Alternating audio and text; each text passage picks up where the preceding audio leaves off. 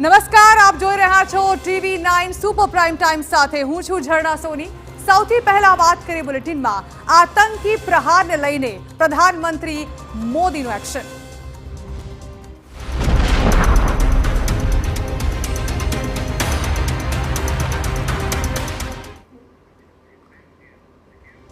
આતંકના આખા પાકિસ્તાનને મળવાનો છે મજબૂત જવાબ। હાઈ લેવલ બેઠકમાં પ્રધાનમંત્રી મોદીએ સ્પષ્ટ સંદેશ આપ્યો છે અને પીએમ મોદીએ સેનાને આપી છે ખુલ્લી છૂટ। જી હા, ત્રણેય સેનાના પ્રમુખોને પૂરી આઝાદી છે, તેઓ ગમે ત્યારે ગમે તે એક્શન લઈ શકે તે માટેની ટાર્ગેટ, તારીખ અને પદ્ધતિ એ સેના નક્કી કરે। તેઓએ કહ્યું છે કે મને સેના પર સંપૂર્ણ ભરોસો છે, આતંકવાદને સંપૂર્ણ નાશ કરી નાખીશું। ઉચ્ચ સ્તરીય બેઠકમાં સંરક્ષણ પ્રધાન રાજનાથ સિંહ પણ હાજર રહ્યા, તો એનએસએ અજીત ડોભાલ પણ બેઠકમાં ઉપસ્થિત રહ્યા। ત્રણેય સેનાના વડા અને સીડીએસ અનિલ ચૌહાણ પણ આ બેઠકમાં હાજર રહ્યા।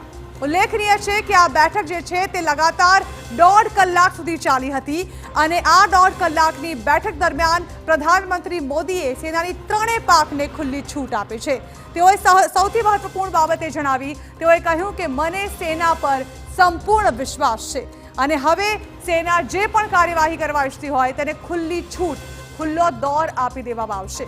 ઉલ્લેખનીય છે કે પહેલગામ હુમલા બાદ આજે બેઠક યોજાઈ હતી, જેમાં ત્રણેય સેનાના વડા સામેલ હતા, સીડીએસ પણ આ બેઠકમાં સામેલ હતા અને આ બેઠક જે છે તે હવે ભારતનું આવનારું પગલું શું હશે તેને લઈને ખૂબ જ મહત્વપૂર્ણ બેઠક માનવામાં આવતી હતી। ત્યારે આ હાઈ લેવલ બેઠકમાં પ્રધાનમંત્રી મોદીએ સ્પષ્ટ સંદેશ આપ્યો છે અને સેનાની ત્રણેય પાંખોને છૂટ આપી છે।